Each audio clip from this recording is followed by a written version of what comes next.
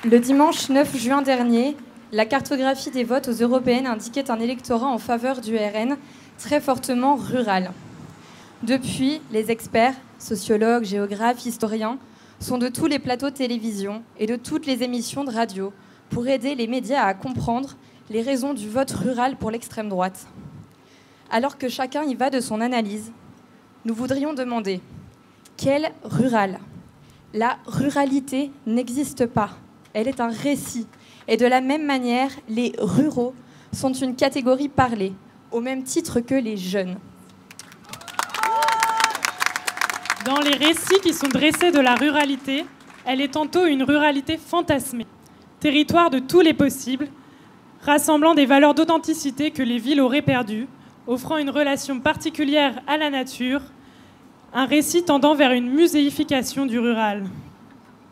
Tantôt, elle est dépeinte via un discours misérabiliste, comme un ensemble de contrées un peu arriérées, un peu beaufs, peu ouvertes sur le monde, et où les habitants souffriraient d'être marginalisés, oubliés. Dans les deux cas, elle n'existe donc qu'à travers sa valeur d'opposition à la ville. Toute la tâche du MRJC est de tenter de trouver une voie médiane pour construire ce récit, qui ne soit pas caricatural, mais qui dise aussi un vécu, des vécus. Alors nous voudrions vous parler de nos territoires et de ce que nous pouvons y observer. Nous avons vu les maternités où nous sommes nés fermées, forçant une femme enceinte de Saint-Claude dans le Jura à parcourir 1h30 de route dans les lacets de montagne jusqu'à Lons-le-Saunier pour accoucher. Nous avons vu toutes sortes de choses fermées.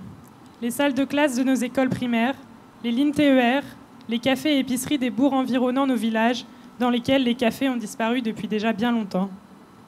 Nos parents et grands-parents, sur lesquels commencent à pleuvoir les problèmes de santé liés à l'âge, ont toutes les peines du monde à trouver des médecins spécialistes. À l'inverse, nous avons vu exploser les prix de l'immobilier et se multiplier les outils de concertation, visant surtout à imposer aux habitants et habitantes des projets dont ils ne veulent pas. Mais nous voyons aussi les habitants et habitantes en question faire preuve de créativité pour animer leur territoire et tisser des liens.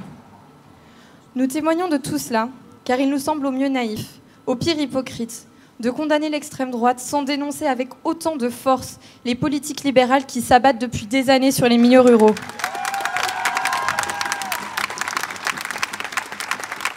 Provoquant la désertification des services publics, la dépossession de la participation à la vie démocratique et le délitement du lien social.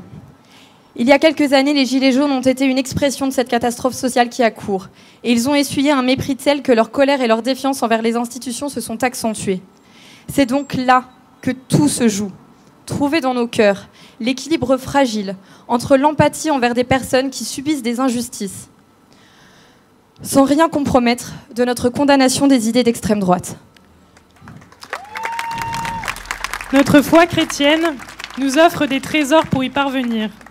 Pour citer notre ancien aumônier national, c'est dire « Tu es mon frère, ma sœur, et tu m'emmerdes, mais je t'aime. » Alors et seulement, nous pourrons voir advenir le projet de vivre ensemble dont nous rêvons en rural.